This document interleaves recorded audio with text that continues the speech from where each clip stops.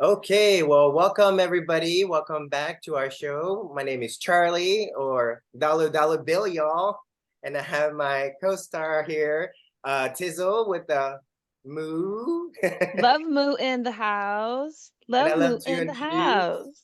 our guest speaker today is Indy. Indy has been also a forefather or co-founder of the Cosmic Labyrinth. So we're really excited to bring him on today and to have deeper conversation of where I think the Cosmic Labyrinth is really evolving to. So I'm really excited to bring Indy in today. Welcome. Yay. Would you like to share Yay. anything, Indy, before? Oh, Yes. What if I like, how people say like who they are, where they went, what school they went, what degrees? I'm like, okay, here is my signature.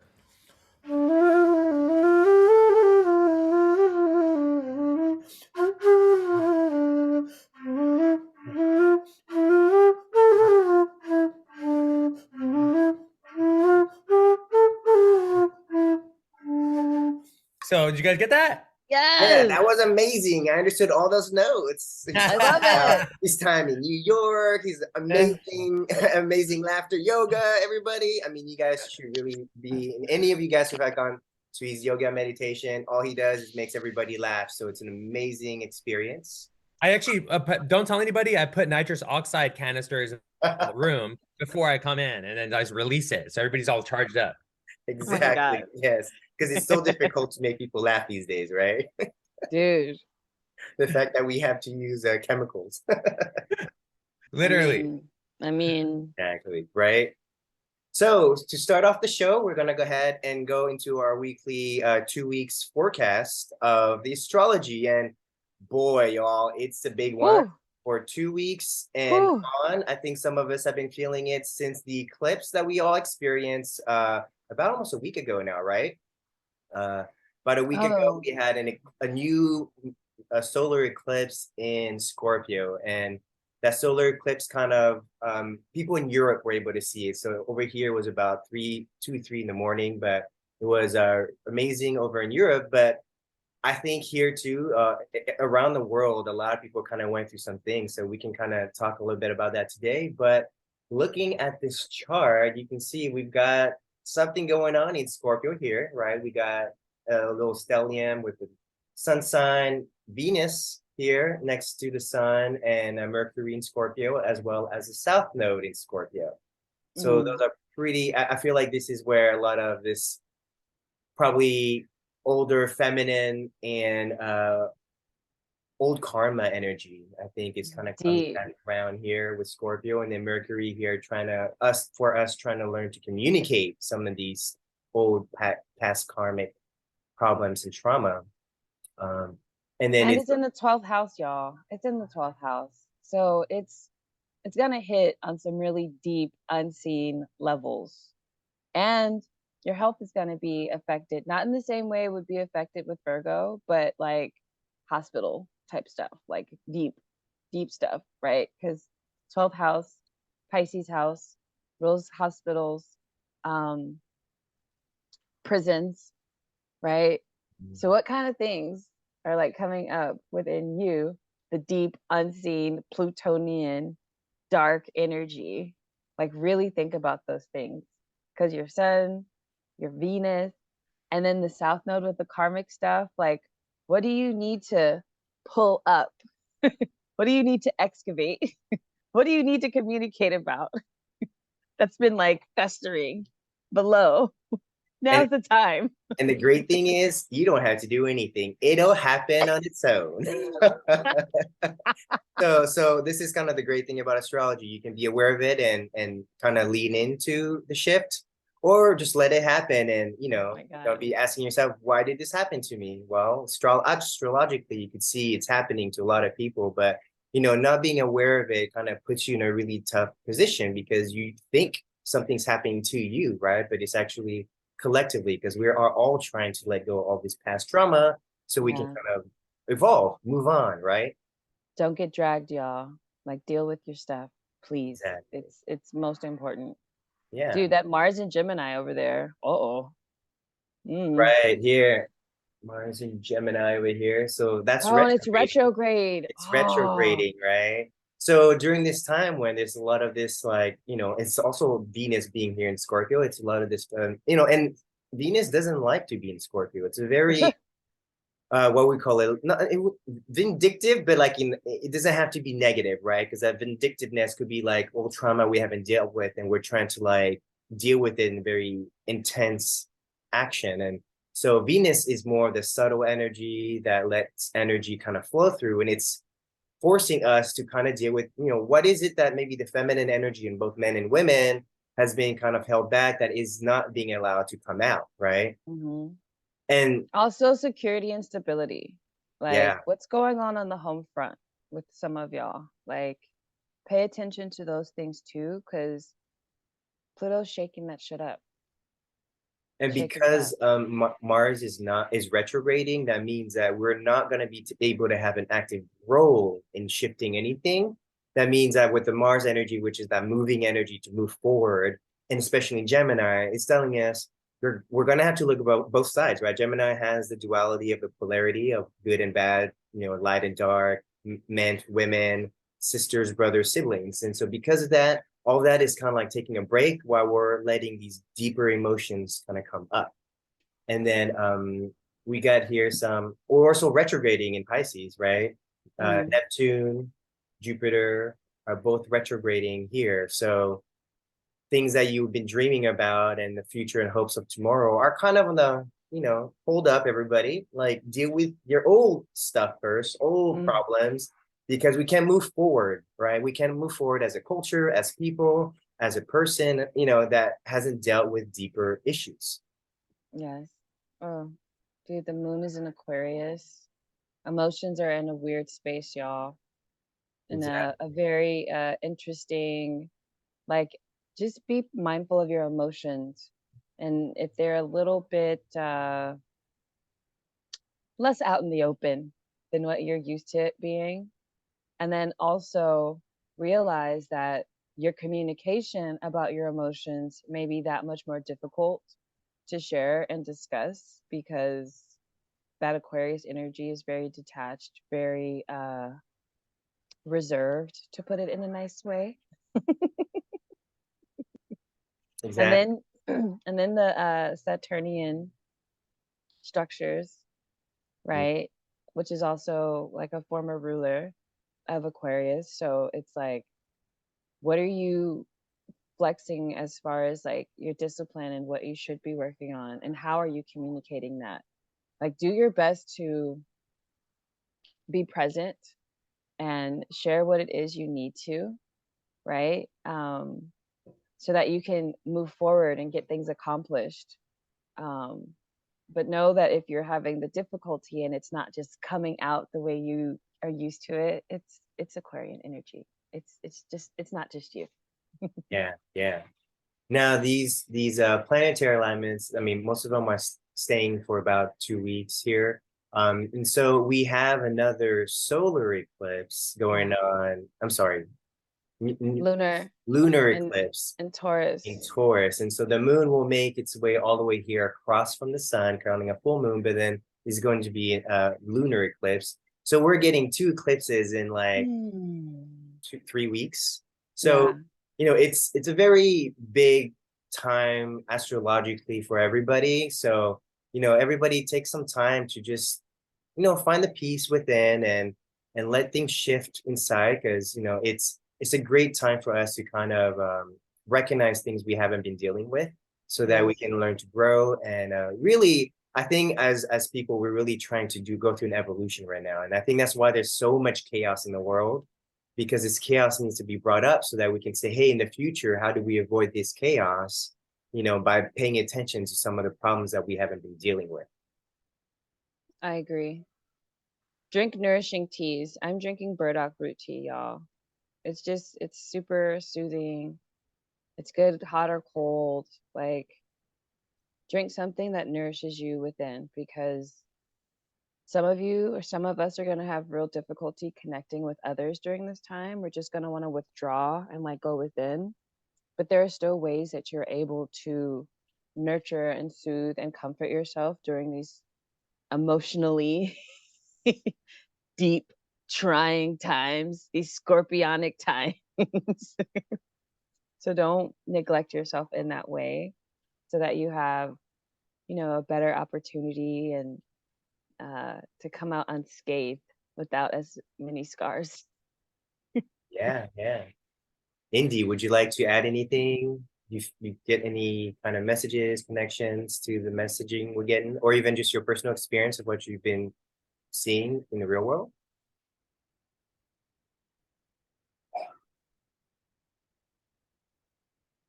You're on mute, friend. Are you talking?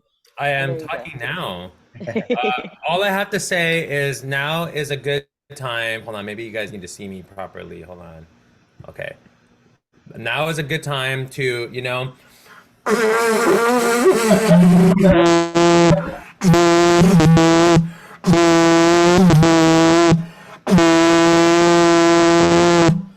so now is the time to go. It's time to go, guys. And I think what all this astrology and what you guys are sharing, it's like very pertinent to where we're at. We're like we are at a time where we're being called to step up into our Karma yoga, like to called and to step into our true highest selves. Because the shadow is getting darker, the darkness is getting dark. Look, oh my gosh, like talk about dark time right now from all cultures around the world. I just watched a video also recently that like this time of the year is super powerful. We're having all these eclipses on top of it, but every culture's separately, cultures all around the world have made this a time to reconcile and connect with the ancestors, to connect with multidimensional beings, and then also to like take that energy into what we're gonna do in the next year, coming year, how we're gonna show up, like Yes. carrying that. So there is literally a good moment right now to actually like start to be like, how am I going to show up in my truth and my high self in the world in a real way, not in an escaping way, but in a real way. Yes, I love that. And I guess it's also good to say today is Old Hallows Eve, right? So that's why Oh, some of us look like we're dressed up, but maybe this is who we actually are. No, I I'm not. love how we I didn't don't want address it and we're just to, like I don't want to be normal. Benjamin Franklin over here. I was wearing a unicorn like onesie the other day, and I was like, this is the real me. Yeah, Like right. this other shit is the costume, but this is And the real maybe deal. that's a good time where we are like tuning in and, we say we dress up, but maybe this is more the authentic us, right? We get to really bring out the really weird version of ourselves, or more authentic version of ourselves. My highest self is a cow. Yes. Love moo. Moo. Taurus, right? It's Taurus energy. Oh yeah. What's up, Are you Indy? a GMO? Are you a GMO free cow? Damn right I am. Yes. Oh. I'm a free range love moo. So thank you so much, all of you, for your input on the astrology for the next 2 weeks. And so today we'd like to really start up with Indy. Indy has been he's been a great brother to me and all of us here in the Cosmic Labyrinth, really in trying to come together and really push this message of like, multiversity, right? What is the new education and what is it that we're looking at to develop? Because we know that all of us grew up in different education system, and here we are today going, did those really work? Are we really a product of our education, or are we kind of looking to see, if there's something better that would, again, allow us to be more authentic to ourselves, right? So it's a very important conversation to us, and I'm really happy that Indy's here today to keep that conversation going. But I definitely want to share some things that he's done in the past that's been amazing, that's also kind of inspired us today. And Indy, I'd love for you to share. You had, I guess, a co-op. You had a space where you guys created the art of really everything, but you guys used that model to really build something really amazing. So I love, and then he's got an awesome video, so I'm excited to see. Yeah. So let's check it out. Yeah. Yes. So I got these videos here, and these are we did so many things, but these are some of the few that we actually ended up editing. You know how it is when you end up with all kinds of footage. But we were a creative monastery in the heart of Manhattan, 39th and 3rd Street. 3rd Avenue, sorry, 39th Street and 3rd Avenue. And it was like, I mean, we're in the heart, right near like Grand Central, right? Like near Bryant Park. And what we decided to do was create a space that was that was a safe space for artists of all walks of life to come together, but also a very intentional space. So we didn't have alcohol. We didn't have like frivolous conversations. Like literally, like if people were gonna have frivolous conversations, like we would be like, oh, you can have that outside. You can go to anywhere else. You go to a bar. This is not a place for that, right? In fact, what we did was we created a space for mentorship. So we had a music studio, music production. We had one room that was designated for music production. So we had all the instruments, and Sid took care of that, Siddharth. We had another section that was for video production. Then we had another section that was like a showcase room, movement room, whatever, yoga, whatever we wanted. And then we had a balcony, a terrace, and it was awesome in the middle of Manhattan. So it was pretty amazing space. And so people came and they found refuge, but also people ended up learning things they didn't even know they wanted to learn. But when they were around people who were doing amazing music production or amazing video, they were like, can I learn that? And we'd be like, oh yeah, just sit down with us. You can learn. Yeah, sure, just sit. And just by people sitting in engagement, people would learn. And then maybe they would get better than the people who are teaching them. And some of our friends now who like came and stayed with us, they like now back in Brazil or India or Pakistan, they've gone all around the world, and they're now making music there. But they came to us to make film, you know, and then like they left producing music, conscious music. So that was something that we learned, that if we created a space that cultivated our potential together and collaboration, and not so much about how much money we're going to make. Like that wasn't, we actually turned down big gigs with like Coca-Cola and Pepsi because we're like, we didn't, their values didn't align, right? So we're very intentional with the people we work. So I'll share one video, okay, that like, this is gotta be my favorite one. This is a art of healing thing we hosted. And here, I'll move myself a little bit to the side over here, and tell me if you can hear it.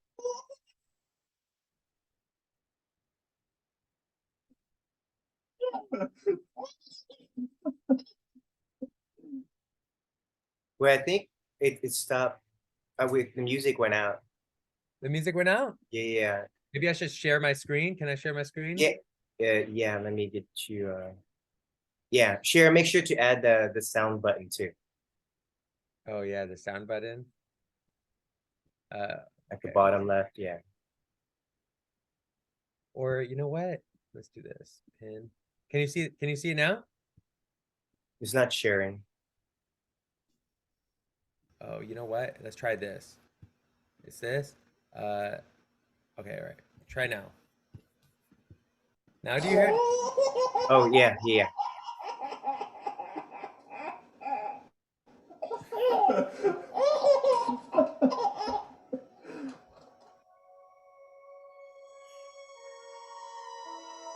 So each art of, we had a different art of every month cycling. So we made this music in-house. The Art of is an endearing progression of interactive workshops that are held at Studio 39 in Midtown Manhattan. They are free of charge and open to the public. The creative wizards of Studio 39 select instructors that share their knowledge in an intimate workshop environment. The Art of Healing introduces guests and online viewers to different modalities of health, ranging from east to the west.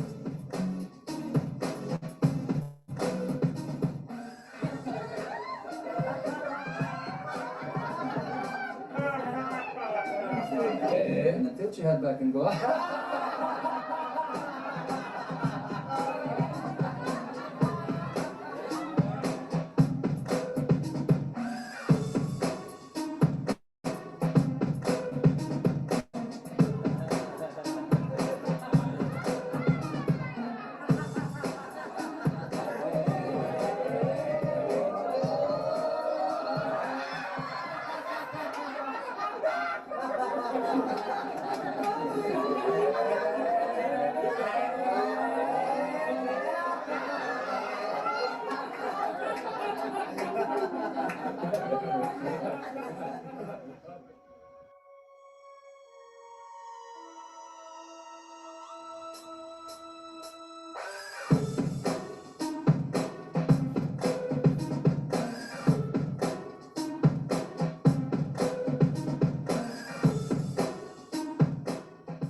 Why are we embarrassed when we laugh and people hear us laugh? Why are we embarrassed when we cry? Worry erodes. Gratitude gives us, that fortifies us. And whole organizations hold on to stuff. and get stuck and think this is the way to do things. And then maybe they'll plan a happy hour and then get some people into trouble who might be alcoholics and it doesn't help them, rather than have a laughter happy hour or something a little kind of more innocent in a sense. That's how I see laughter yoga. It is innocent. You don't need alcohol. You don't need anything but each other, which is actually quite beautiful, I think. It's impossible to be grateful and unhappy, and it's impossible to be unhappy and grateful.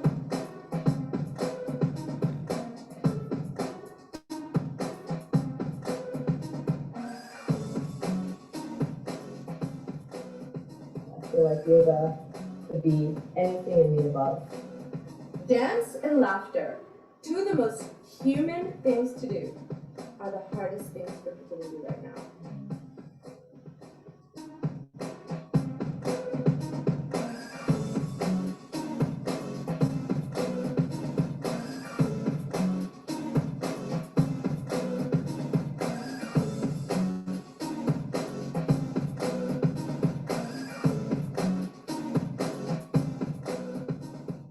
Are other situations like classrooms and boardrooms and churches, temples, other places where we want to be serious, laughter becomes something that people can't control and see as something that is disrespectful. It changes, it's sort of a culture of permission to be. I was talking to Rishi about this before, about a lot of what this programming is about here is the bottom line here is really the freedom of self-expression. What if the workplace in America changed so that people could laugh and still work?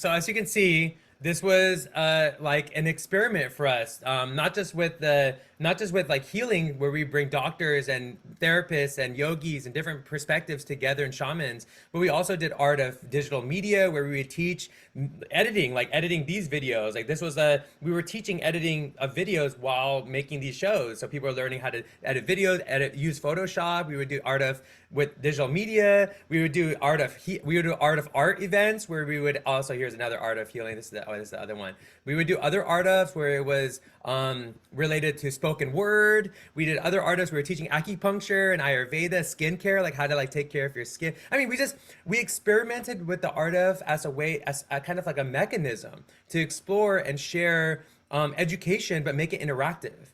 And even afterwards, we'd hang out, and it was also a great business.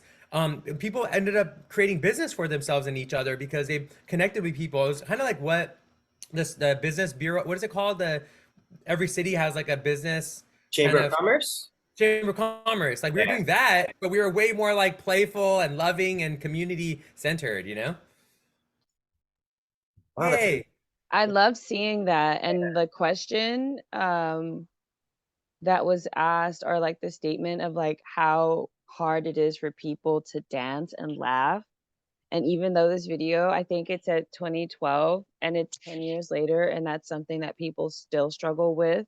Like, for example, when you came to my class 2 weeks ago, and like students were like, this was the most awkward experience I've ever had in my life, but I also know how valuable it is. So it's still being able to reflect on the fact that this is very difficult and hard, but like how important it is, but not being able to break through that barrier of like, let me just let loose, you know, and how important it is, because these are college kids, you know, And they're gonna be teachers.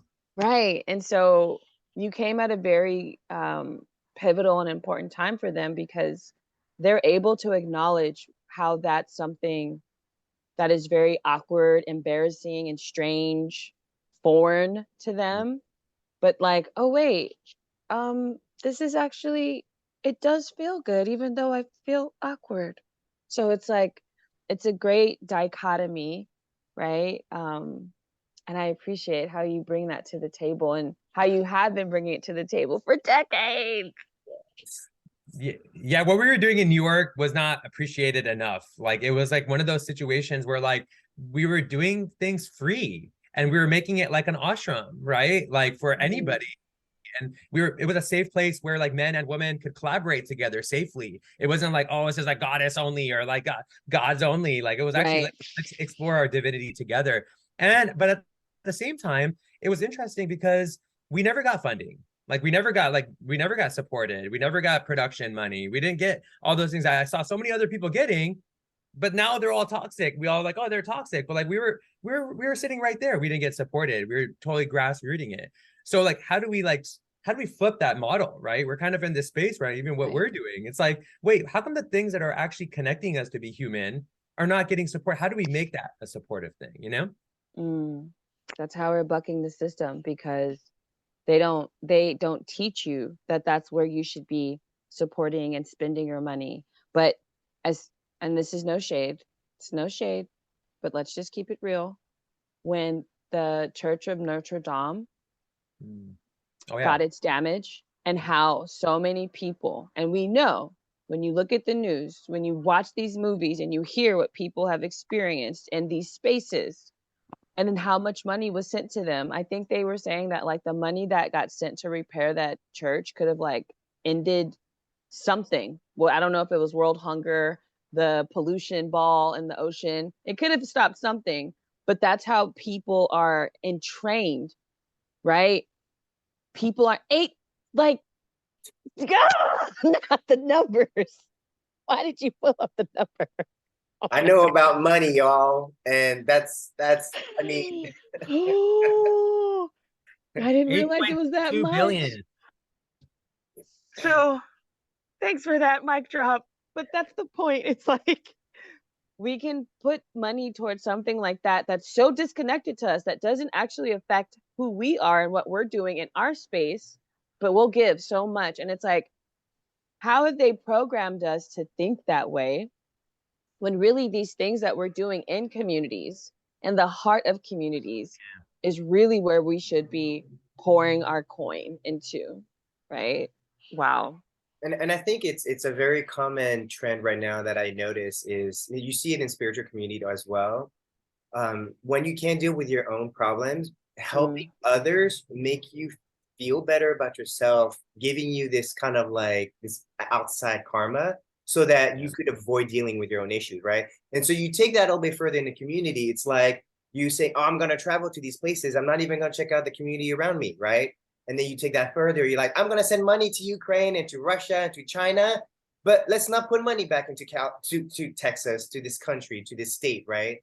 And this is kind of what's happened to in spirituality. I'm like, oh, I meditate all day long. So because I can come and maybe help you meditate, I don't need to deal with me, maybe beating my kids or something. Like, there's just so many little things that happen. And so what's happened is we become disillusioned with our leaders today, right? And this is why, if we think it's just the leaders, we're also messing up that it's a system. The system inherently is already now trained for us to believe that, $8.2 billion goes to a building that needs to be renovated. Yet what's older than the building is our ability as humans to even laugh. That's older than Notre Dame. Yet today Notre Dame gets way more, money. And so the conversation of where we are today with education, is like money is put into education, whether it's our money, whether it's tax dollars, there's so much money put into education. Yet, I think it outsources where education goes, because we don't learn about ourselves at all. There's no personal development classes.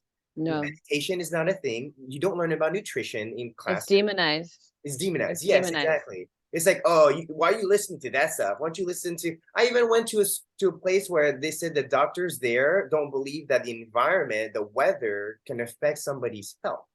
The weather does not make someone sick. And I'm like, are you not going outside without a jacket? Try that out and see how that weather affects you. Like, that doesn't make any sense that, the weather doesn't. And I feel like either science has created its own religion of belief that has made us believe in facts that we no longer believe in what we actually experience as humans. I think also there's when we start to get as big as we are, automatically what starts to happen is we start giving away our personal responsibilities and powers to ourselves, and we like start to like give it over to others. Like, and you know, you can see this pattern happening all over the world, where there starts to become a centralization of authority, where people don't have authority of themselves, their own health, their happiness, their flow, their connection, their freedom. They start to like tell me that maybe that person at the top will tell me what I should do, right? External, yeah.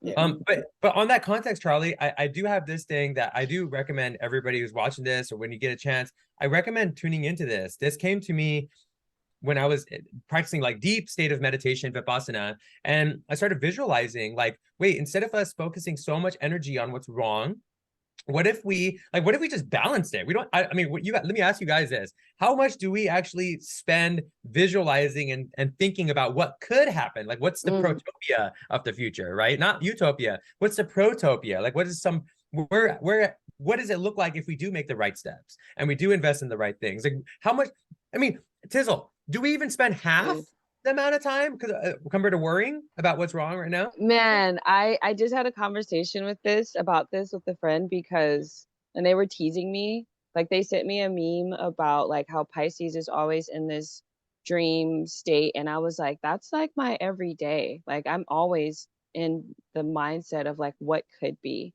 right? The delusion and like being forward, and I have to work so hard to be like, okay, how can I work here, stay here, so that what I'm visualizing and imagining in my brain, I figure out how to share it with people so that that can infect them in a way, and I can work on reprogramming other people to think in that same way, because it's really profound. And visualization, hello people, what's that thing that everyone does at the beginning of the year that's going to help them bring in it's called a vision board.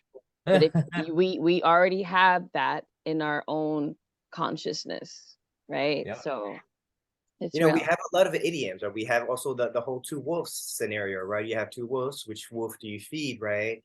The same idea. And I think you know, what's happened is actually since COVID happened, you are getting the programming of worst case scenario, and all we talk about is worst case scenario, right? And we don't talk about, you know, what can go right if we do this, what can go right if we avoid this, right? But it's become like, everybody, we got to do this to avoid the worst case scenario that everybody dies. I'm like, I don't want to live in a world where I hope nobody dies. I don't want to just believe in how people live, right? And I think that's where, you know, Fight Club did this really well, right? I remember this scene where he scared the living daylights of some guy with a gun, right? Knowing full well he wasn't going to kill him. But then the guy runs away, and then he's like, why'd you do that? You know, that guy tomorrow is going to have the best day of his life. And you're like, like, it's really so important to understand why that was such a meaningful aspect. Is it takes us something to fear so much to start living, right? Because we're so scared of not living that, and because they never really come to the real reality of death, right? Like, because we think that we're afraid to die, but until the moment that you actually say you're gonna die in 5 days, people start going, I'm gonna live for the next 5 days. Because I don't have anything left, right? So it's just really interesting going back to this conversation. It's like, we think about the worst case scenario until we really have to face with what it means to accept that vision. Yeah, and a part of that too is there's I'm a proponent of imagination and the science of imagination, and it's something that the mystics have always been curious and shared about, the Sufis, the Gnostics, and we can call whatever you want to call it, the Hermetics, right? Like, we can go any direction you want to go.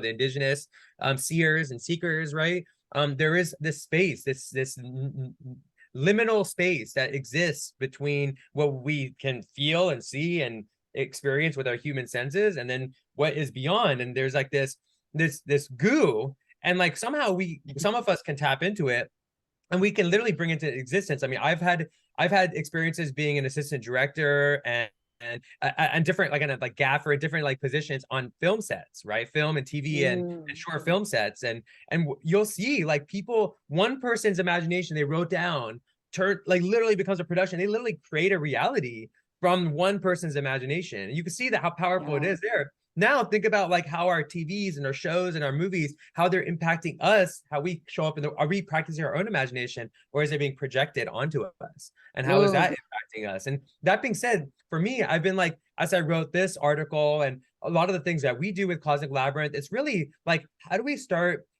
creating a new kind of, maybe a new library of imagination, right? That is grounded in this reality, where this reality can go, but still pulls us into the elements of magic and the fantasy and sci-fi, right? All that stuff. But how do we also implement it here? Now, with kids, with animals, with soil, with each other, with seniors, with all the things, right? Multidimensional beings, right? How do we bring them deep? Yes. And maybe that's a thing too, right? For us to cultivate and think about, and folks even listening, like, it's like we all have to start telling new stories ourselves and putting ourselves in those stories. I mean, even this idea right here, this only came to me, this schooling in the year 2030, right? Like reimagining how, like, what a foster home / foster school / that's mentor school / farm, whatever was created in this idea, right? It was also something I want to be in. Like, I want to be one of the teachers that is teaching their teacher parents. We actually call them teacher parents in this story, right? So I want to be one of the teacher parents, right? And like, so I wrote this as a vision for myself, but like we all can write. We don't have to just do vision boards. That's one element, but we can also start telling stories with ourselves in it and seeing that in the future, and maybe bring kids in. What do you want? What do you kids want? Like, because that's right now, they're in a state of despair. You talk to most kids and teenagers, they're just doing what they're told. Literally, you're like, why are you in class right now? Because I'm told. Like, they don't see a future. Not at all. Yeah. And this is the conversation of what we're at today with, I think overall, like, we hit PTSD as a culture, right? We were traumatically stressed out from the lockdowns, from the kids not being able to go out, mask wearing, right? And what's happened is actually that's caused imagination to even go down further, right? This is the conversation I had, last week with Sizzle's class. So I was like, imagination is where the beginning of the creation abilities are. Yet what happens to hinder some of this information? And I think what happens is the no's we get when we're growing up. No, you can't do that. No, you can't do that. Yes. And no kid will ever go, then what can I do? The parents are like, I don't know, because no one told me what I could do. I'm just telling you what you can't do, right? And what's happened is this is kind of the idea that we genetically pass down our trauma. So what's happened is, like, over time, you get the parents who've like, my parents told me not to do that. I think I'm successful in my life, so I'm going to tell my kids not to do that, right? And eventually we're now in a generation when life has changed. And then you get this very disharmonious parent to children conversation when the kids are like, that didn't work during your time. Why are you telling me to do that? And the parents like, well, just listen to me because I'm telling you to. And so what happened is, the conversation of adults and children is where imagination can go really well out for kids, where adult structure can help, manifest in reality this imagination. They're not meeting. They're not having a conversation. So one side, the children are not being heard. They're being very sad and they're giving up on their imagination. Totally. And the adults, they really believe they're protecting the kids, right? And I think that's deeply. They really think they're protecting the kids. Oh, my kids will just stay indoors and they'll never get hurt. But what are kids for? Are they just to have fun and to, how many times did we fall, and like how many scars do we have? We didn't die. What if kids are imagination machines? And that actually, instead of us projecting imagination on them, we actually invited them to participate in the imagination creation that is in our like zeitgeist, right? Like, I don't think we've done that. I mean, there are examples in Eastern traditions, like in India, we had a guru that was a kid, a 7-year-old, Guru Har Krishna. I'll show you. And he was a leader of a whole freaking massive communities of Hindus, Buddhists, Muslims, Jews. Wait, 7? Huh? You said 7? That's 7. Yep. Dude. So he, like, and also in Buddhism, right? There's been bodhisattvas that were kids, right? And so, like, so this is the homie, Guru Har Krishna, right? So, and he was a healer. He was a Reiki healer. Like, he'd actually go to like village, and there was a huge outbreak at that time of some virus. Something happened. There was a crazy virus, and he was actually going into like the cities and participating in the healing process, Reiki and Ayurveda in those communities. But anyways, but there's examples of kids who are leaders in traditions all over the world. But in our like modern times, we like think that they're like silly and ridiculous, and they're caring, their compassion, their ideas doesn't matter. Like We literally, distract them with don't fit. toys. We distract them with toys and Here's a things toy. outside of them. Here's a phone. Now they're given this, right? Here's an iPad, Yeah, right? exactly. But my thing is, what if we cultivated the saints in all of our children, right? What if we cultivated that and actually invited that? Because what if that's their natural state? What if that's all of our natural state is altruism?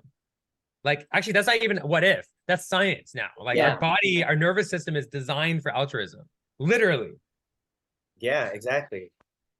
So since we're in Scorpio season, I like to kind of go back into what is it that, because a lot of us, all three of us now, probably have gone through enough shift in our own life to make us to the point where, you know, we recognize some of the great things that we were as children, right?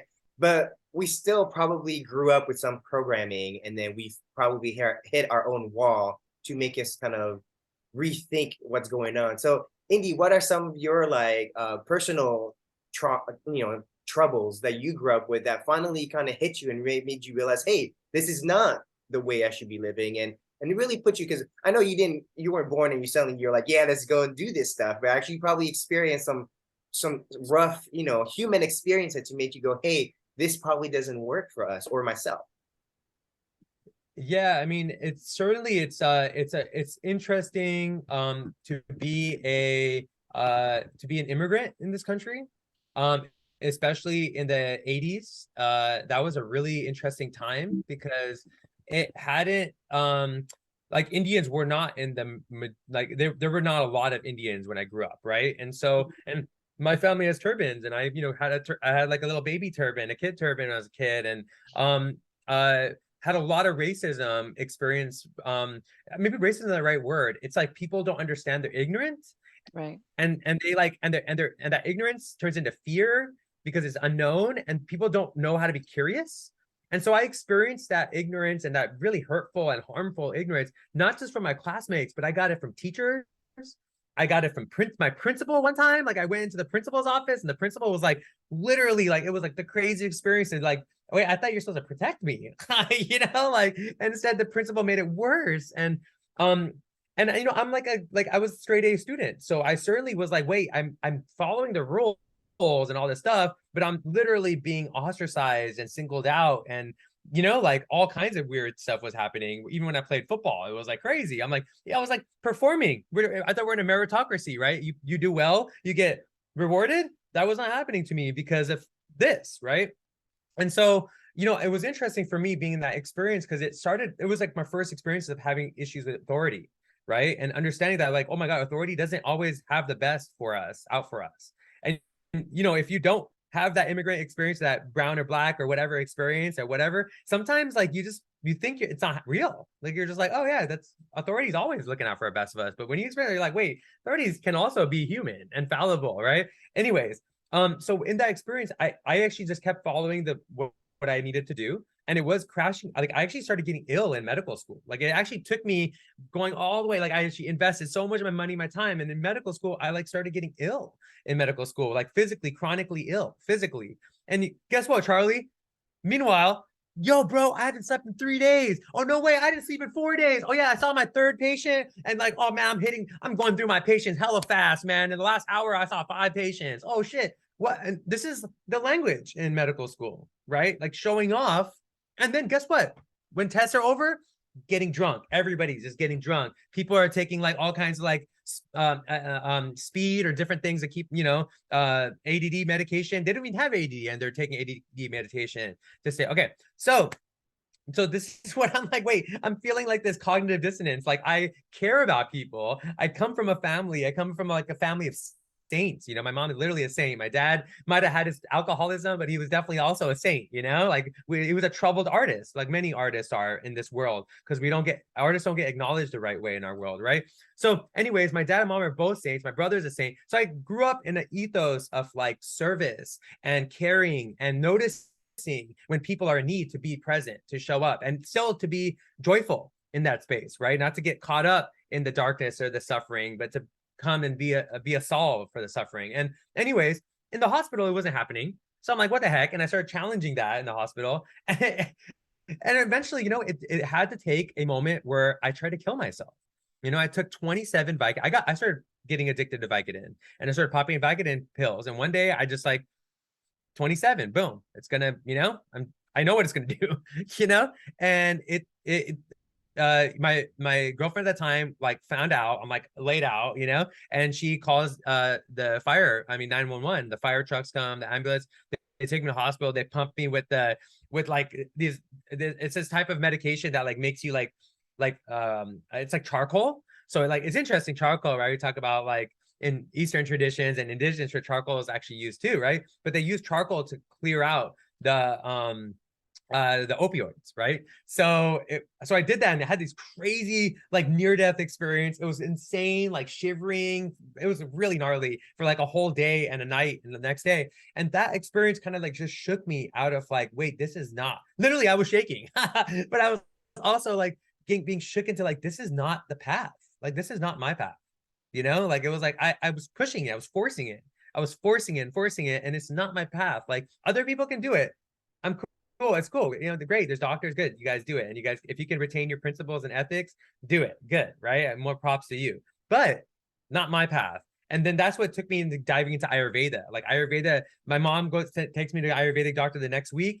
Like 3 hours I spent with him. He asked me questions about my mom, my family, what I ate when I was a kid, like what I loved, what I didn't love. Like, I mean, he actually cared about what I was, who I was in his healing process. And then he gave me, here's some herbs you can take, here's some things, ways you eat, here's how you can sleep.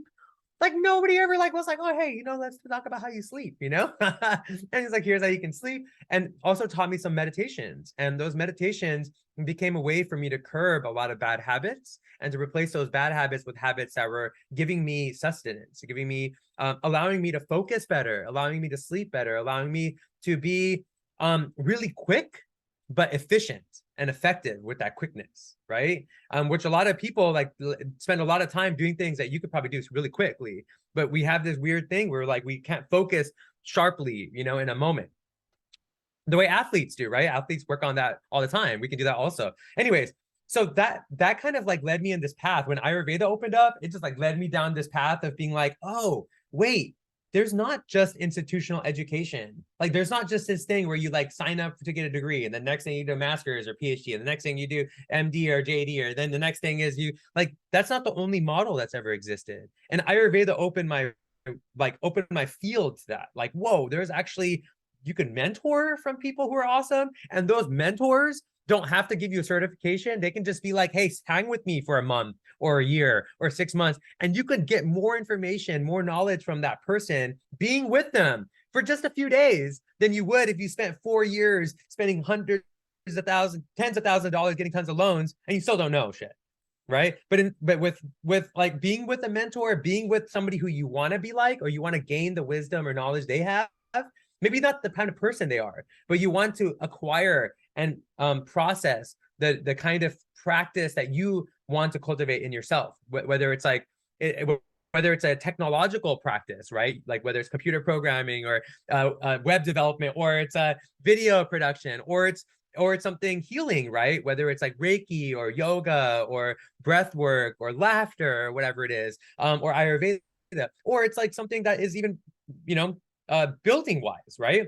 Like if you want to learn from a crafts person, a woods person, a metal person, you're going to learn way more doing stuff with them, messing up with them, and then them fixing you so you can do it properly, you know. And I'm being humble in that space, right? If they want you to wash the dishes, you learn humility, because I'm like, I'm gonna wash the dishes because I respect this person. So there's like a level of humility. Like I'm not just paying, so teach me, here's money, teach me.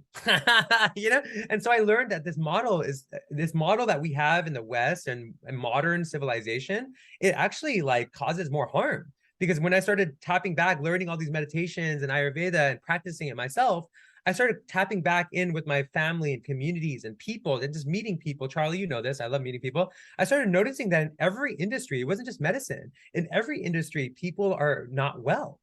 Whether they're teachers, whether they're healthcare workers, whether they're business people, whether they all have chronic illnesses, like off the Yeezy, right? And they have mental disturbance.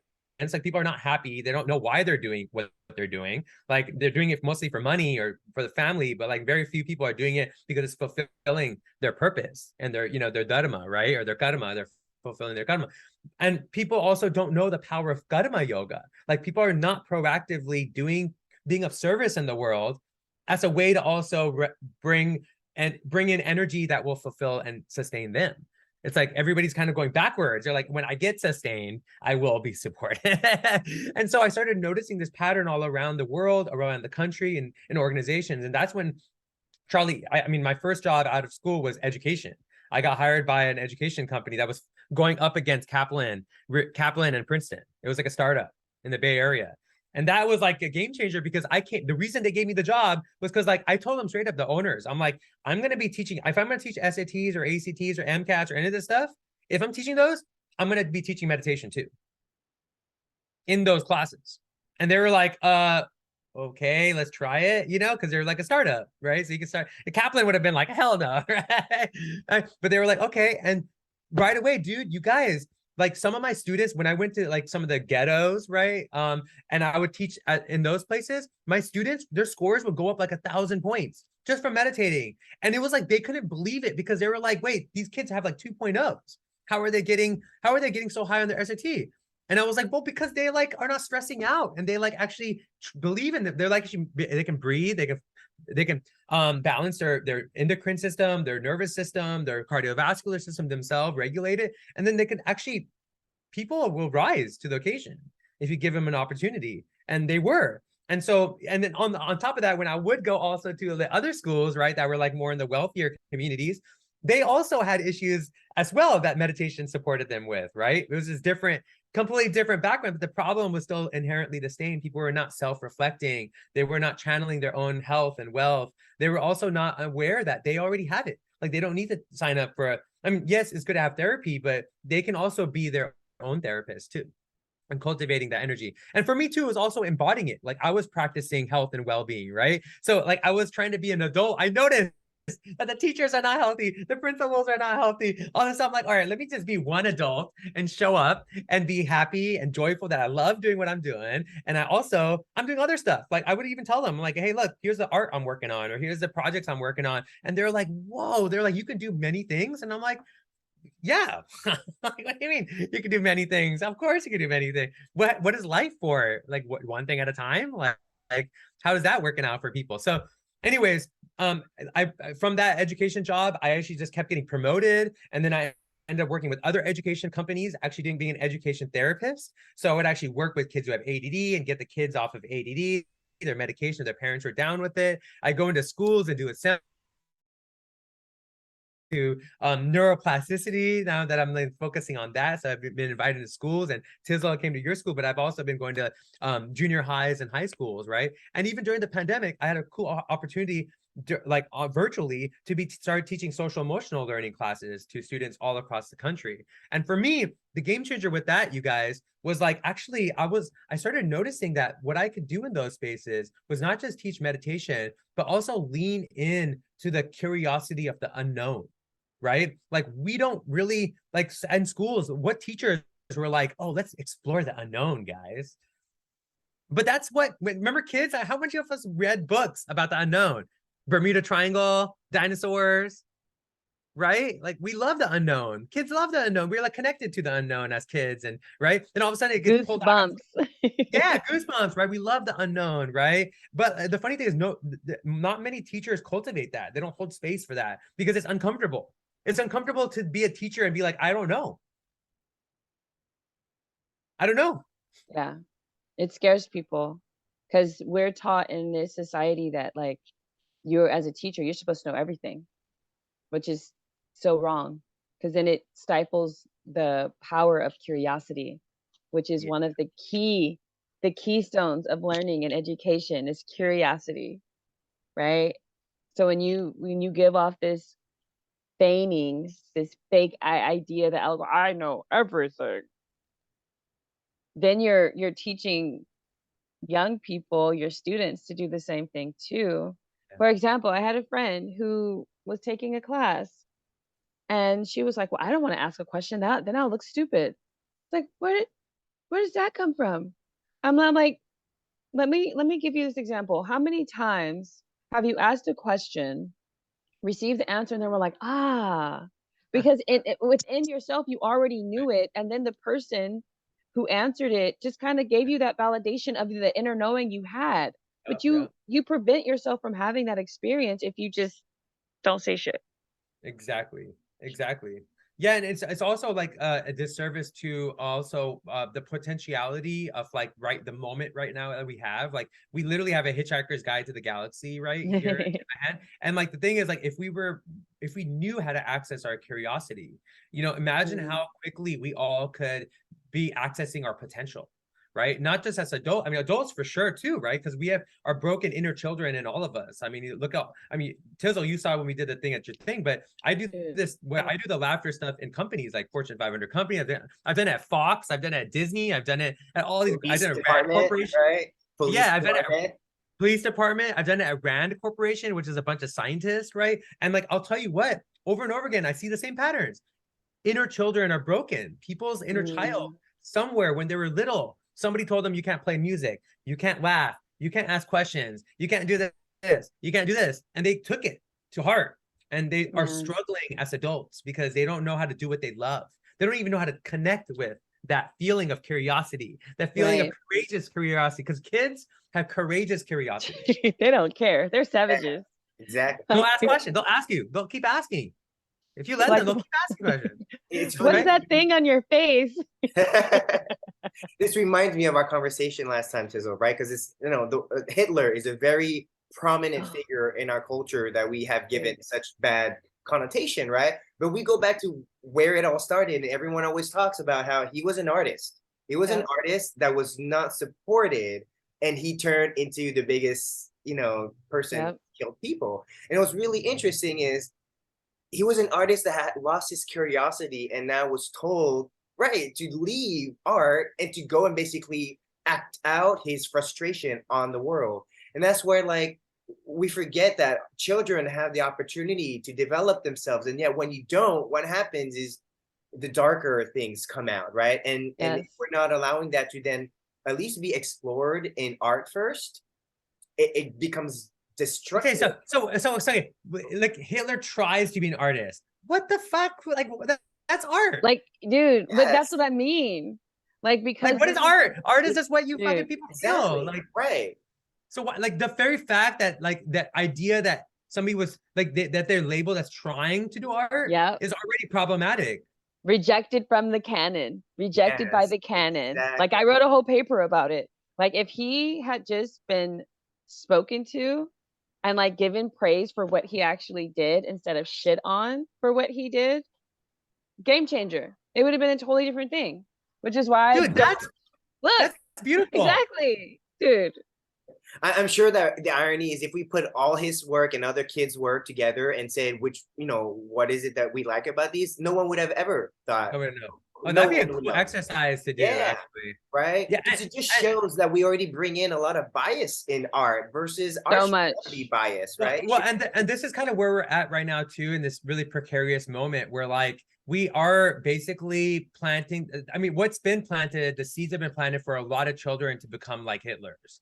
Like a new kind of Hitlers, right? We like literally they're all primed right now. There's a bunch because they were not allowed to go to school. Some of them did get to go to school, so they feel a little bit of privilege now too. There's that side of it too. The ones who got to do stuff, right? There's the ones that didn't get to do stuff who are going to be bitter. There's the ones who are about watching more stuff online than they ever did before and following more stuff on TikTok in ways they never did before. So there's more of that than there's that. On the other side of it, the pendulum swings.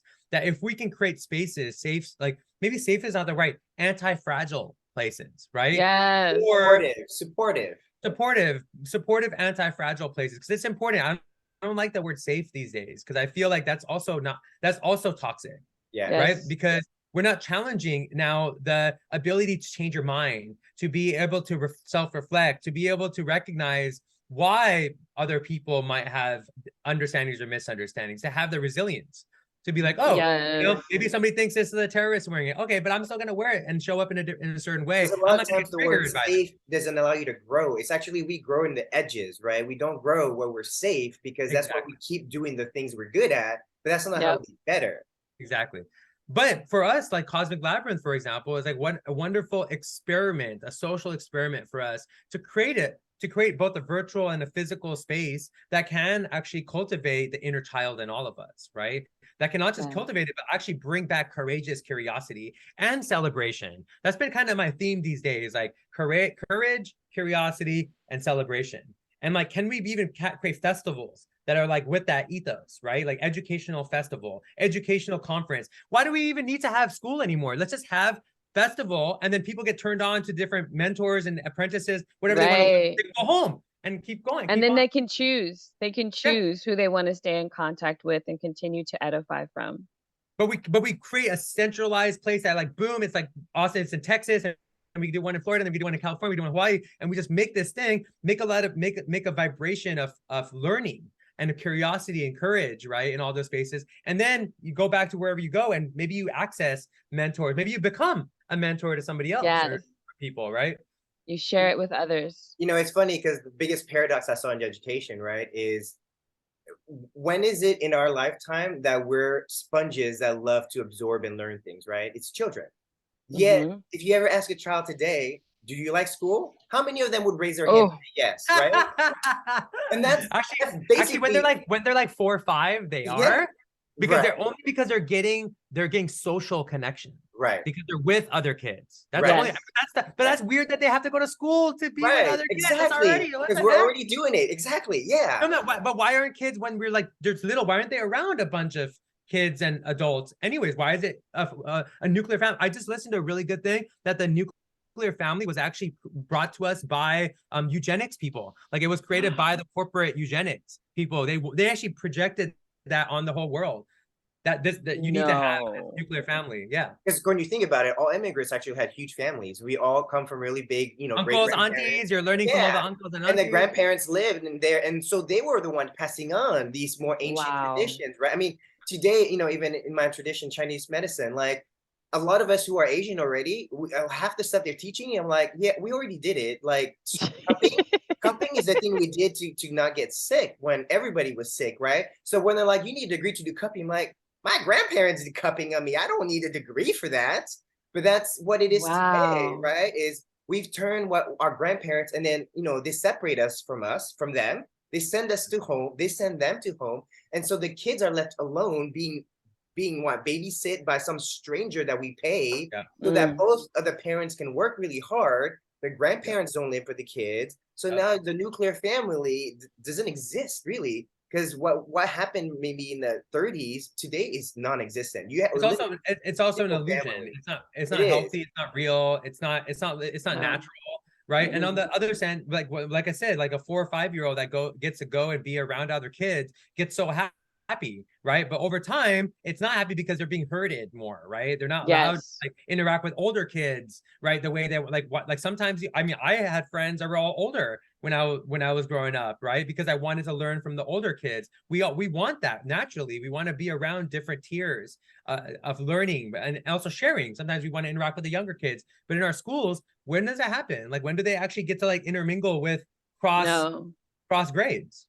And I remember growing up too, not really being able to spend the night over people's houses and engage because it wasn't safe. And I don't know those people. And like that, you know, instilling that level of fear. But it's like, even today, like how many people live in apartment complexes with hundreds of people and don't know anyone? Oh, yeah. Don't know anyone. But their poop is all going to the same place.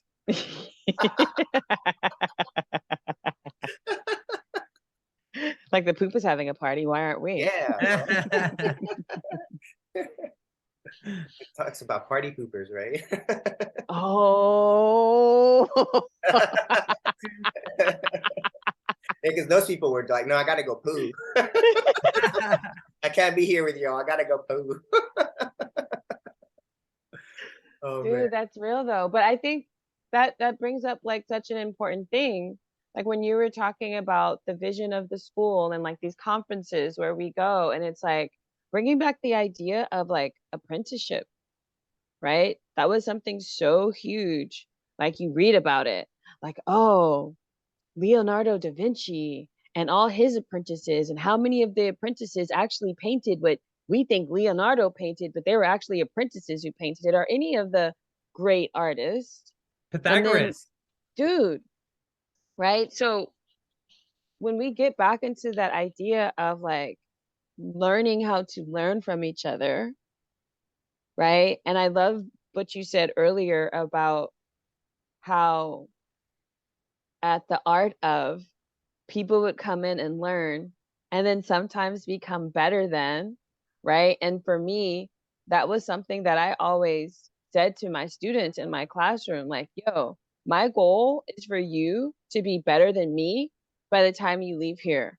And when it would happen, it was the best thing ever, because the pride that those students felt from being in a space of like, oh, nah, Miss T, like, I'm not going to be able to draw better than you. And I'm like, no, dude, I'm like this age and this is where I stopped and this is what I know. Love that. But then what I'm able to learn from my students having courage to show me something, and then me just saying, I want you to be better than me. Like saying that, and then having those students who are like hungry for it, like, oh shit, like, okay, how do I do that? And then actually going for it and then making it happen.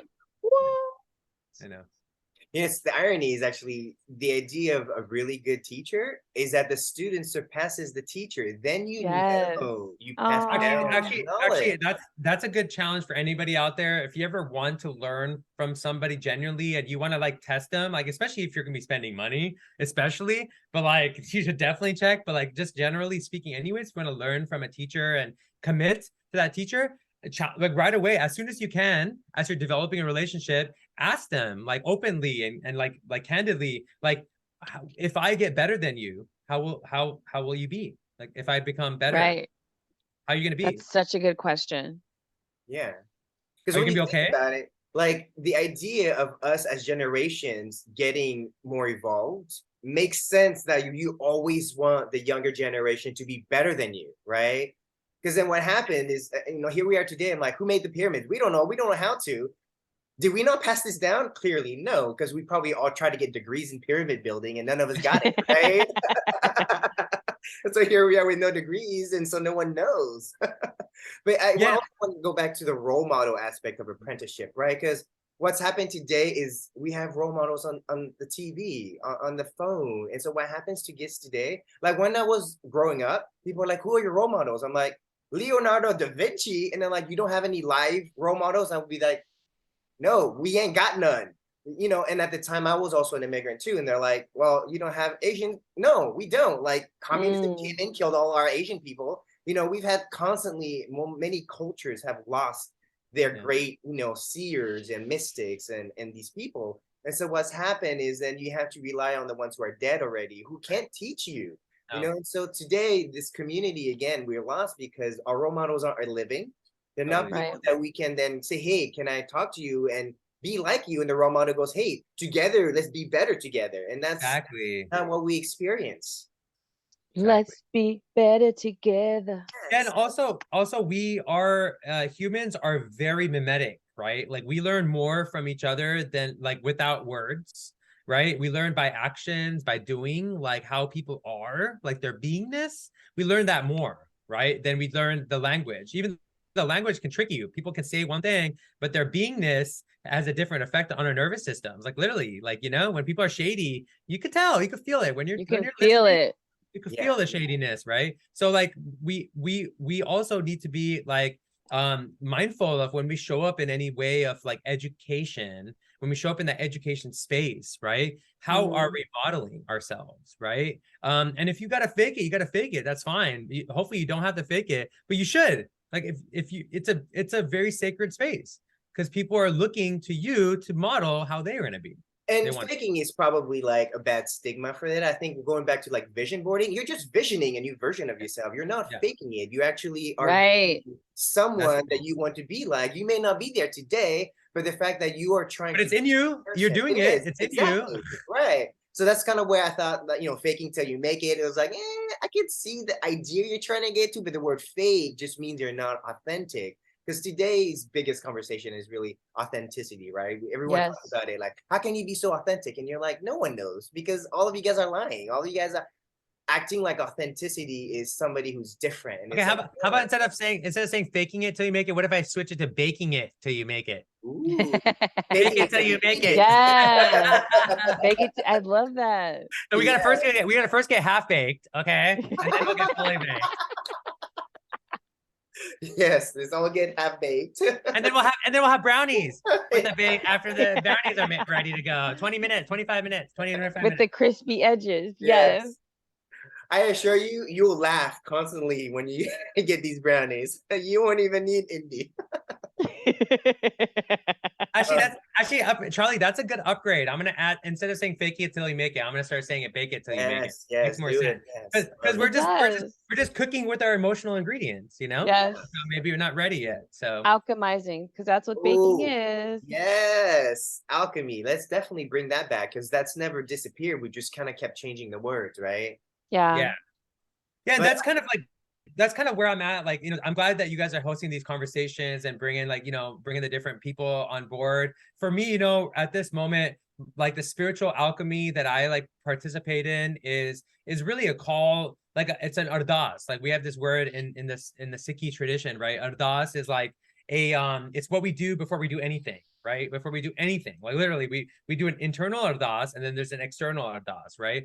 And the external ardas is like basically honoring all the ancestors, honoring all the people who sacrificed their lives for freedom and for community and culture to retain knowledge and wisdom. So many people literally like died to keep wisdom and knowledge going, right? Think about that one, right? But then there's also the farmers and there's also the people who cultivated community and connection, right? There's the people who sacrificed, right? There's even the people who messed up. Cool, there's all that, right? Yeah. But the Ardas is also recognizing all of that, but Ardas is also recognizing going forward. Like, what are the descendants? What are the consequences of us showing up as ancestors? Like our responsibility from what the ancestors brought us here to, and we're here with the tools and the research and the genetic knowledge that we have through time and space, but now we're also going to have generations of descendants going forward.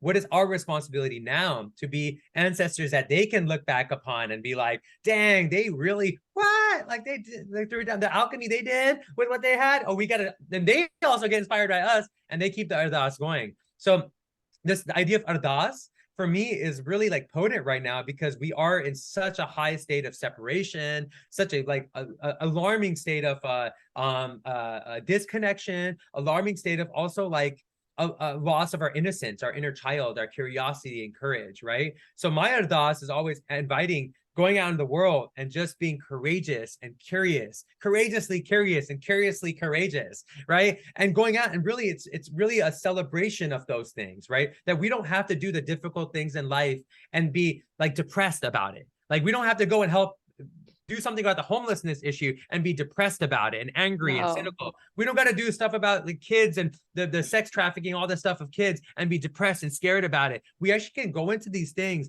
joyful. We can go into these things celebratory, and that way we don't tire out, you know? No, compassion fatigue is real. And if you go about it in a different way, it definitely gives you the vigor that you're speaking about to like forge forward. Forge forward. And also it's like really ultimately we also, when we're celebrating with each other like we do and like so many different ways, when we celebrate it also supercharges our spirituality, right? Like we have way more resilience spiritually. We don't get caught up in the suffering or like, oh, that suffering, I can't handle it, you know? Like it doesn't happen like that, because then you're like, oh, Charlie, give me a hug, and then we talk a little bit, we play some music and we turn that suffering into music, and then we're like, oh wait, oh shit, that's an awesome song, it's medicine, and then now we can go back and be a service again. Alchemizing the energy. You want to know some awesome math that I learned?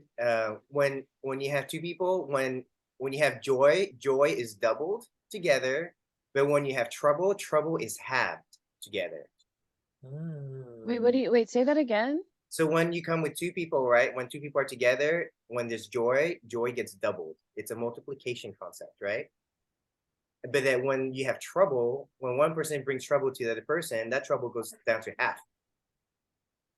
Whoa. That's the power of who the other person, right? takes up half of it. Yeah, or you're able to really dump that part out without really, because some people don't really have to take it in, but just the fact that you have somebody that may be sharing that trouble with you, you know, it reduces tremendously what that feels like. Versus when you can be joyful with somebody, you start being Amplifies. extra trouble. Yeah, there's just so much more energy behind Yeah, that. that kind of brings me to this like philosophy that's been really supporting me and being like present with people and not judgmental is like the one side of like, instead of like thinking that there's good and evil, right? And there's like this polarity of good and evil, that actually what if instead of like what if that's not even the idea, and it's more about a spectrum of joy and misery, right? And people are either like in some extreme of joy, or like moving towards joy, fully joyful, and moving fully towards miserable. And misery, we know this, misery loves Company. it's shared. Misery can't help but share itself, but joy is also that much contagious, right? And so you can see in our world what misery does and how it spreads, and how so many of our leaders are miserable, so they make decisions that are miserable. So right? social media represents that, right? This is the light button. When you have people hating, people will love that hate, and then that supports that misery. You know, and that's kind of like the laws of attraction. The attraction will attract its energy. I mean, look at soap operas and most of the TV shows growing up, that they're all, you're watching, I mean, now reality TV, right? We're literally watching other people miserable. So people feel better about their own misery because they're like, oh, they're commiserating in their misery, They're commiserating. So miserable, yes. Right? Whoa. But instead, what if we had content and more media that was joyful, genuinely joyful? Not like, all right, time to be joyful. I was doing a show one time and they told me to do that. They're like, all right, time to be joyful. And I'm like, what? What do you mean time to be joyful? How do you turn it on, you know? That's creepy. Is it a button? So, you know, that's important for us to also cultivate that in everything we do, is how do we practice joy, and so we can spread that. And actually that light of joy is probably much brighter than the darkness of misery. You know, like they say, one candle can light up a whole room, right? Oh yeah. So, and it can light all the other candles. Yeah. The analogy I like too is that you can't be in star unless you're in the darkness, right? Right. Because there's a lot of times what happens is people are like, oh, I can be a good person when it's bright outside. But it's like, no, it's in the dark and you still shine your light, right? And that's the power of this joy. It's like when everyone's hurting, can you still laugh and spread that light when there's no light around? Yeah. Power. I think that's true too. I think that's also like an important thing for people to think about with their own personal situations, because how many times, like I've had this experience as a teacher where there's darkness in a student's home. Yeah. But then when they come to school, they're like a class clown and they make people laugh, or like they have, you know, a totally different persona or energy, but it's because they know what it's like. And so they use that opportunity when they're out and about and not in that dark place to really, really shine, because it's the only place where they get to. And like that, like people don't really look at that as being powerful, but it truly is. Like the adaptability of young people to do that, right? They're not being a troubled kid. They're utilizing that light that's within them, but then no one's ever taught them how to bend that energy too. Right. So it's like, how can we have greater awareness of when students are doing things like that, and like let them know their skills and gifts? I feel a part of that too, like at Tizzle, in my experience, right? Like I was a similar kid. Like my dad was alcoholic and would take out a lot on the family. And so, you know, like I at school, I was like the troublemaker in the sense of asking a lot of questions, being annoying, you know, being a total dork, you know, and like just annoying the teachers too, right, along with my classmates. But like it was definitely coming out in those spaces. And now it's funny, like I can also see it, because I can see it when kids have trouble stuff, because I went through it. And at the same time, like I can present them an embodiment of joy. Like it's cool that I've also, Tizzle, you probably have experiences. I've had students come up to me after classes or reach out to me and be like, hey, can I talk to you? Like I've been having suicidal thoughts. I've been having whatever, blah, blah, blah, like sharing stuff with me. But it's interesting that it's that signal, right? Like we can feel, you know, we can feel shadiness, but we also can feel when somebody is like us, you know? Yeah. And I like notice, mirror. And so that's why I recognize there's an importance that we need to also cultivate the non-traditional teachers that are not like necessarily board certified, but the ones that actually can be an embodiment of evolution for kids that are struggling with issues at home or single parentness or whatever other issues, right? Like they should see people who reflect them, who have gone through the evolution, right? So they can be empowered. Oh, we can get away past this and evolve from this. And, you know, and right now it's hard for that to happen because you have to go through all these like what do they call it? You have to go through all these hurdles. You have to jump over all these hurdles to become a teacher. So then you're only a certain kind of person as teachers, you know, and mentors, right? Real. So real. So, you know, we're gonna probably end the show in a bit, but I'd like for us to just, you know, kind of summarize a lot of the things that we've said and like vision out what we would love for this apprenticeship that we're trying to build, right? Because I think you know, we've been at this for about 2 years now. We struggled, yet we learned a lot from COVID. You know, we were able to have opportunities. We all met because we're online, and that was an opportunity through COVID, right? But then what's happened now is like we know how much the one-on-one experience is still lacking too.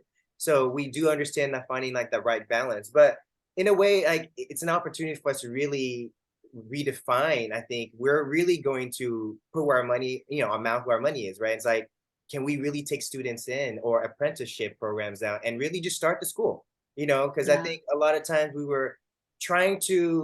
tried a few things. We tried to help the parents who struggle with their kids, and we tried to help the kids. We tried to help the teenagers.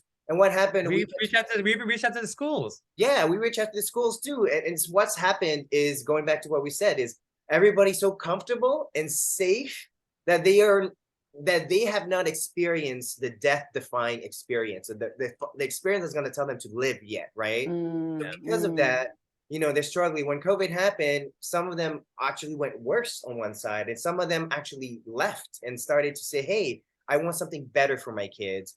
But unfortunately, we don't have opportunities for that. So this is where, you know, we've been really, you know, thinking about this. We heartstormed this for 2 years. We tried different things.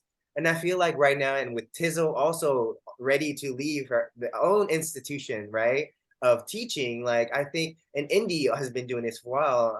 I think we're ready to really start, you know, building an apprenticeship program that we're looking for students and teachers. We're not looking for just students. We're not looking for just teachers. We're looking for that people who are ready to be the next generation of student teachers, right? Those who are going to learn and teach at the same time, because that's who we are. All of us are student teachers.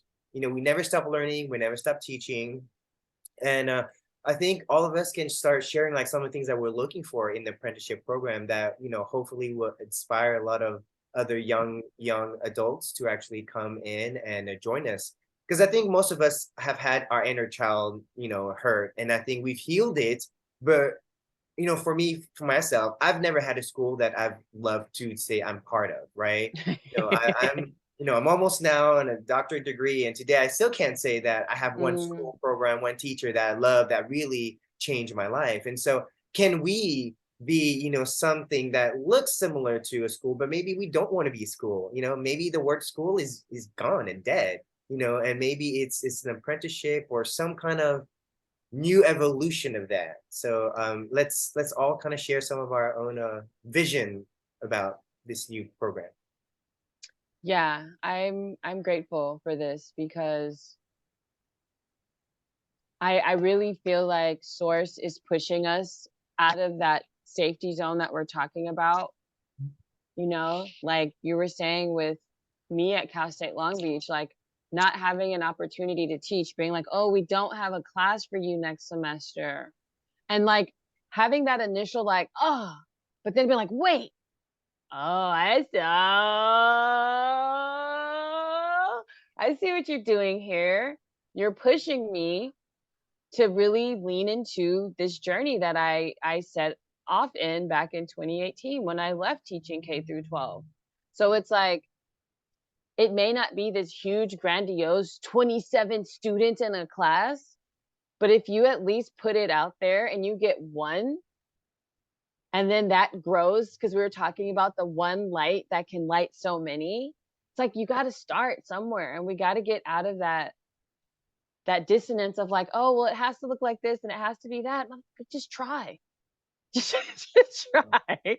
Like, put it out there, put the call out and see who takes it up, and then cultivate and just really build off of that. And that's what I'm learning so much from being a part of Cosmic Labyrinth, is not asking, right? Just going out and doing it, and then seeing how much it impacts people. Like, how cool is it to pop up in a space, have people walking by and being like, what are you doing?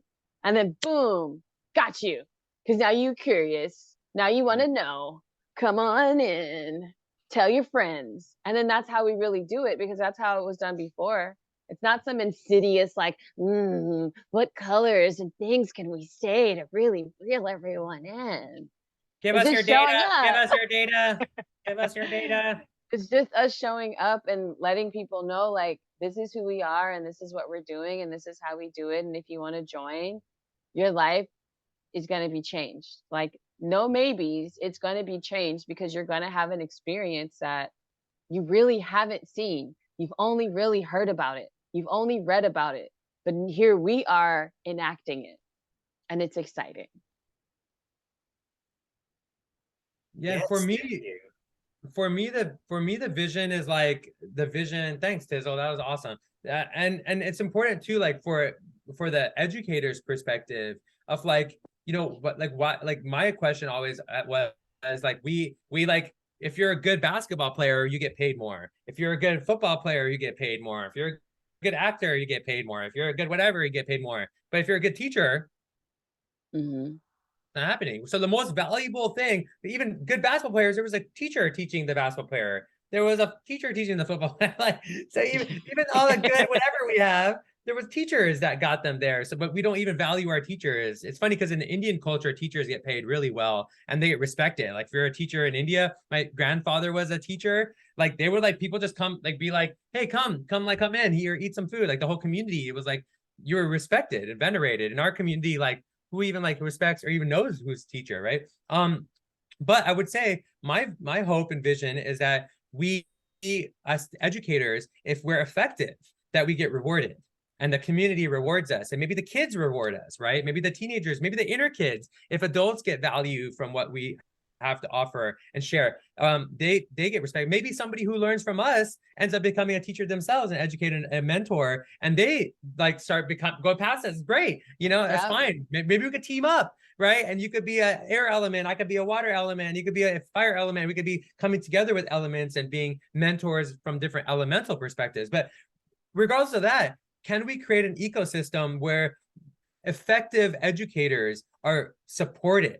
Like, literally supported with whatever that means. I don't know. Whether sometimes that's just food, sometimes that's shelter, sometimes that's more than that. Maybe it's like supporting their idea, their curriculum, their concepts, right? Their educational concepts, knowledge sharing concepts. That being that on that level, with that understanding, that's why what excites me about this space is kind of like finding something that bridges the artificial world, right? We have the metaverse, we have crypto, we have these things that are coming. They're coming out, we're already in it. We're literally in it right now, right? So we're in it.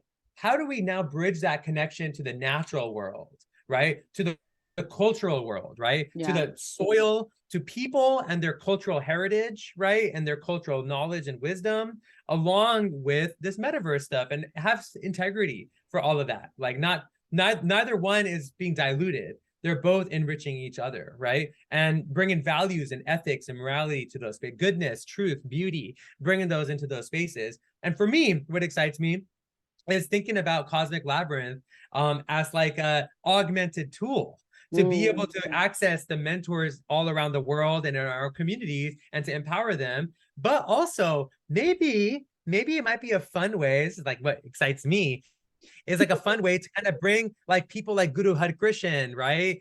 People like Guru Nanak, people like in my culture that I love and give me a lot of guidance because of their true, how they showed up in the world, really, right? They were like saints and mentors themselves, right? He was a kid mentor, a kid guru, right? What if like we had an augmented way, like Pokemon Go, to access them in different spots, and we can actually hold up our phone or iPad and we get to get a lesson from a mentor that's an ascended master, a mentor that's like a cultural master from history. Maybe it's just a mythological, maybe it's Lakshmi or Shiva or whatever from different cultures, right? Because there's like Mama Wata, right? There's different things.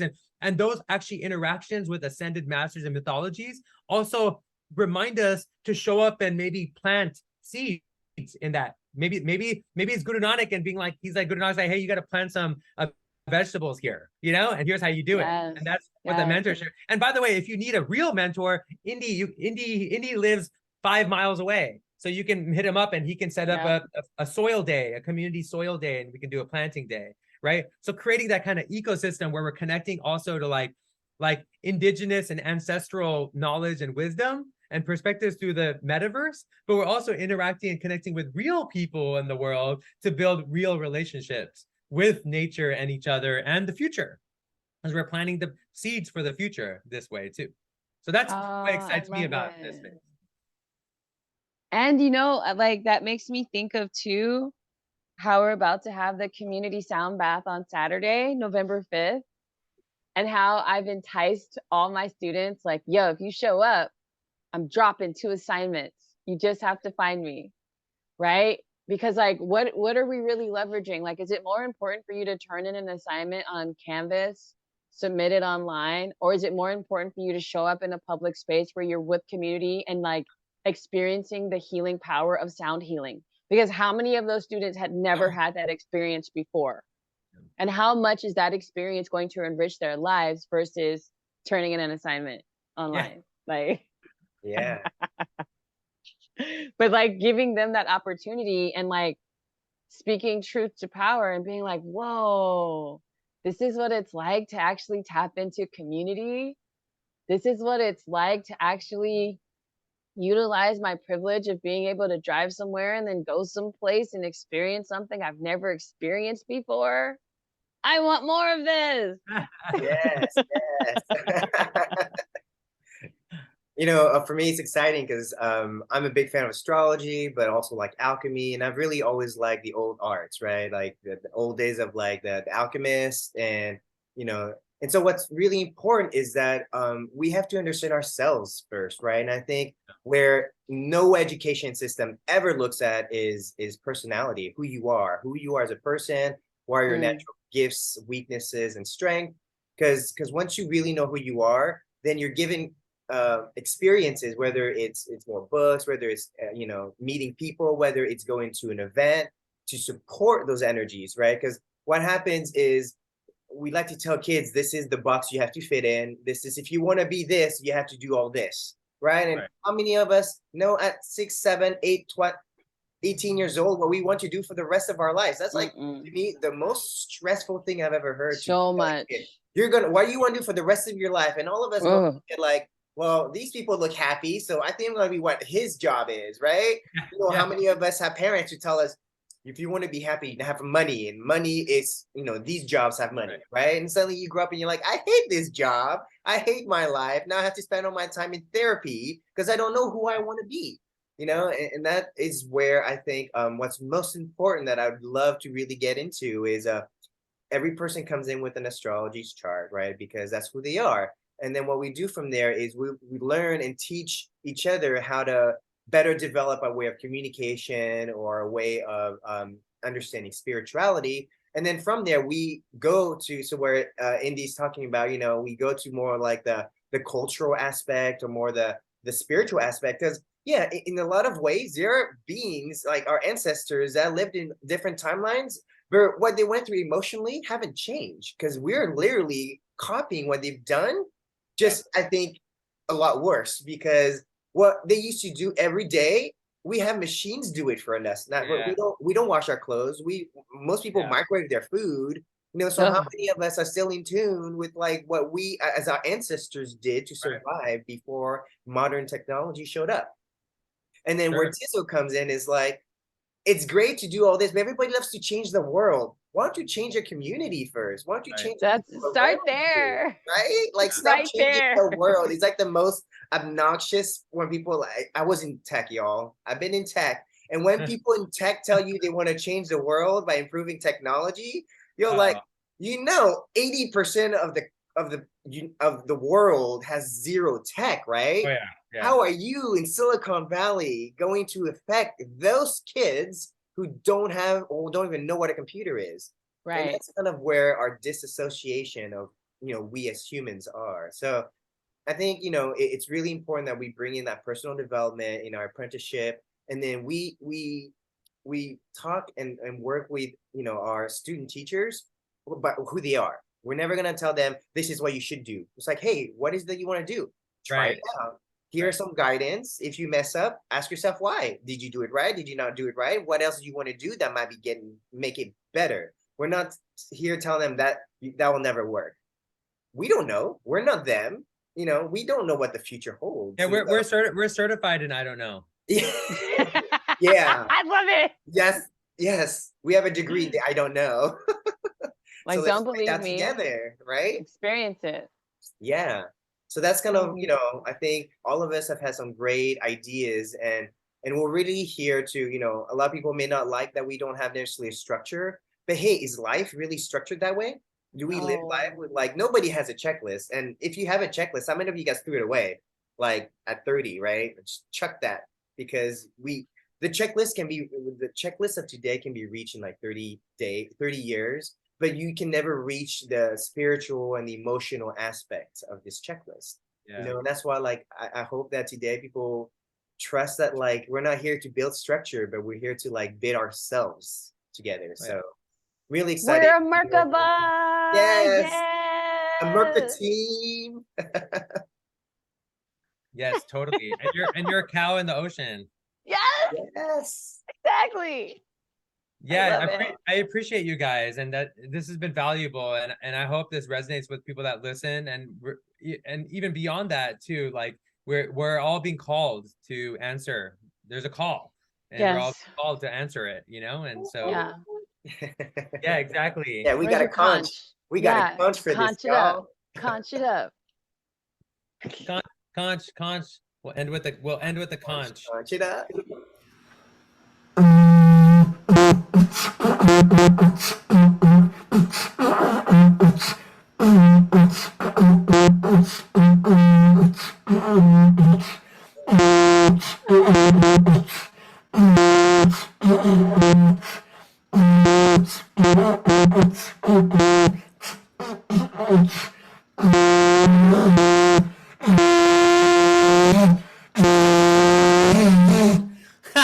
Yes. Yo, that was some consciousness rap. Yeah. Oh, so good. Dropping some conscious level. This is why I love the Cosmic Labyrinth. Look at all the much fun we're having, and we're still learning and dropping some good nuggets for everybody, right? So we don't just have fun, we have pun. Yes.